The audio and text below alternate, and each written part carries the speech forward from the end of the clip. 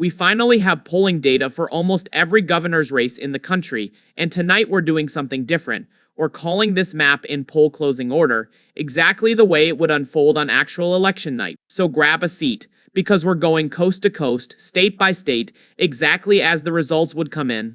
7,000 p.m. Eastern. Polls close in Vermont, South Carolina, and Georgia. Vermont is an easy call. Phil Scott wins his fifth two-year term, leading by 10 points. He won by a staggering 52 points in 2024, so this race is tighter by comparison. But Vermont still lands likely red on our map, which remains one of the stranger quirks in American politics. South Carolina follows quickly. Attorney General Alan Wilson, who beat Lieutenant Governor Pamela Yvette for the GOP nomination, cruises past Democrat Jermaine Johnson by roughly 10 points, likely red. Georgia is the real story of this hour. With Brian Kemp term limited out, Keisha Lance Bottoms faces Rick Jackson in a genuinely open race.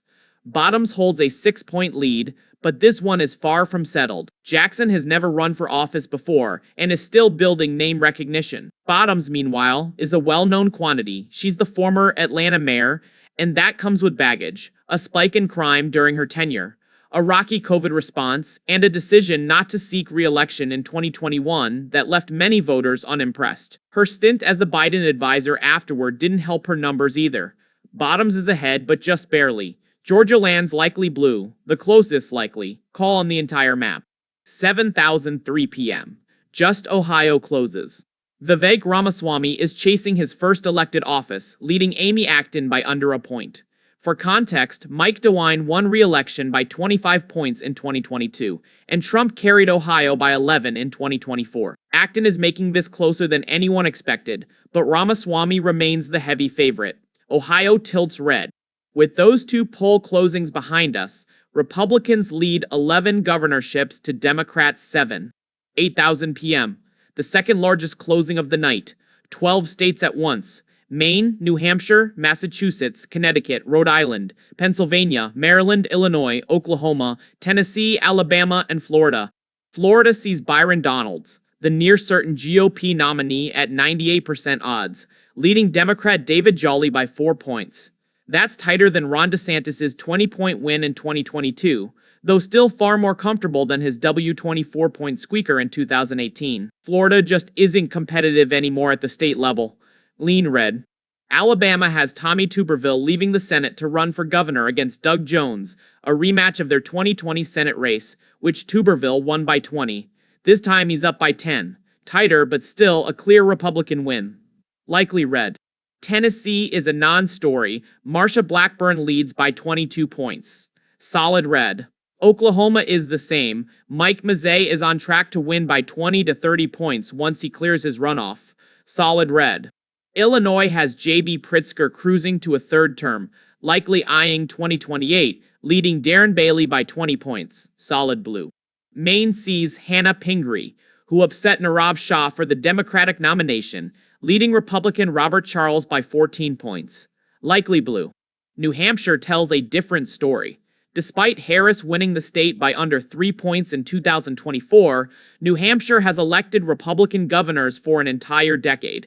Kelly Ayotte, who won her first term by 9 points in 2024, now leads by 7.3 against Cindy Warmington. It would be a genuine shock if she lost. Likely red. Massachusetts is solid blue. Maura Healey leads by 23 points, no contest. Connecticut is solid blue too. Ned Lamont, despite genuine unpopularity, leads by 18 over Ryan Fazio. Rhode Island is messier.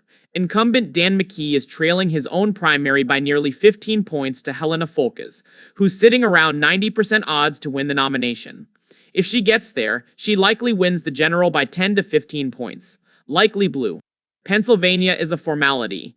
Josh Shapiro holds a 20-point lead, and the Keystone State almost always re-elects sitting governors. Solid blue. Maryland has no polling yet, but Wes Moore winning a second term is essentially guaranteed. Solid blue. After this massive closing, Republicans still lead, 16 governorships to Democrats 14. 8,003 p.m., just Arkansas. Sarah Huckabee Sanders wins a second term without any real competition. Solid red. 9,000 p.m., the biggest closing of the entire night. 13 states: Arizona, Colorado, New Mexico, Texas, Wyoming, South Dakota, Nebraska, Kansas, Iowa, Minnesota, Wisconsin, Michigan, and New York. South Dakota's Larry Roden, who took over after Kristi Noem's resignation and then defied expectations by winning his primary, cruises to a first full term by around 30 points. Solid red. Nebraska has Jim Pillen leading by just under 8 points, seeking a second term, closer than usual for this state, but still a clear GOP win. Likely red. Wyoming is a formality. Megan Degenfelder replaces the outgoing Mark Gordon in the most conservative state in the country. Solid red. Kansas is our first confirmed flip, and the most likely flip on this entire map. Term-limited Democrat Laura Kelly, who won re-election by just 2 points in 2022, is being replaced on the Democratic side by Cindy Holscher, while Republicans go with Ty Masterson, currently around 62% odds to flip the seat.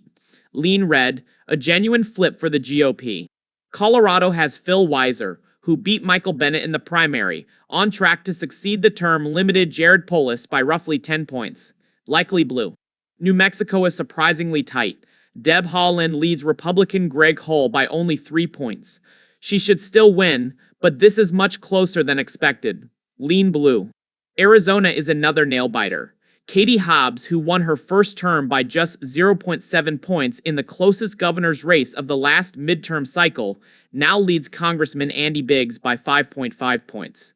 Trump carried Arizona by a similar 5 points in 2024, so nothing here is settled. Barely likely blue. Texas has Greg Abbott chasing an unprecedented fourth term, which would make him the longest-serving governor in state history. He's led throughout the cycle and currently sits at a 6.1-point advantage.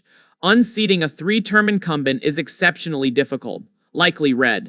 Minnesota has Amy Klobuchar, leaving the Senate after nearly 2 decades, leading Lisa DeMuth, who beat out Mike Lindell in the GOP primary by 8.8 points.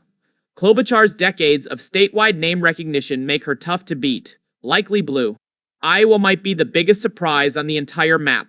Democrat Rob Sand leads Republican Zach Lane by 4.7 points, a night-and-day contrast from Kim Reynolds' near 20-point win in 2022, in a state Trump carried by 13 points in 2024. That said, Iowa polling has a well-documented habit of overstating Democratic support. Plenty of 2024 polls had Harris competitive in Iowa right before she lost by double digits. Based on the data alone, Iowa goes lean blue, though I'd still lean toward Lane pulling this out in the end. Wisconsin just had a wild primary. David Crowley upset Francesca Hong, who'd been polling 23 points ahead, winning by less than half a point in a result that fractured the Democratic coalition.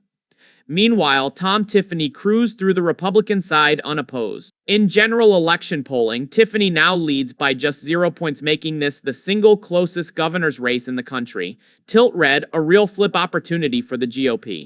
Michigan has gotten more competitive after independent Detroit Mayor Mike Dugan dropped out mid-race. He'd been pulling votes primarily from Democrat Jocelyn Benson. With him gone, Benson has opened up a 4.6-point lead over Republican John James. Lean blue. New York rounds out this massive hour. Kathy Hochul, who won her first full term by just 7 points, once led by nearly 22 points in this cycle. That lead has since been cut in half to 11.7. Still comfortable but worth watching. Likely blue. After this enormous poll closing, Republicans hold 23 governorships to Democrats' 21. 10:30 p.m. Just Nevada. Joe Lombardo, who pulled off a major 2020 upset, is performing even better this time, leading Democratic Attorney General Aaron Ford by 4.3 points. Nevada keeps trending rightward, and that trend doesn't appear to be slowing. Lean red. 11:30 p.m. finishes off the continental United States, Idaho, Oregon, and California. Idaho has no polling yet, but Brad Little wins a third term easily, likely by more than 30 points. Solid red. Oregon is the real race of this hour. Tina Kotek, who won her first term by just 3.4 points in 2022, now leads Christine Drazan by a razor-thin 0.8 points. Kotek remains the favorite, but Drazan is genuinely competitive. Tilt blue.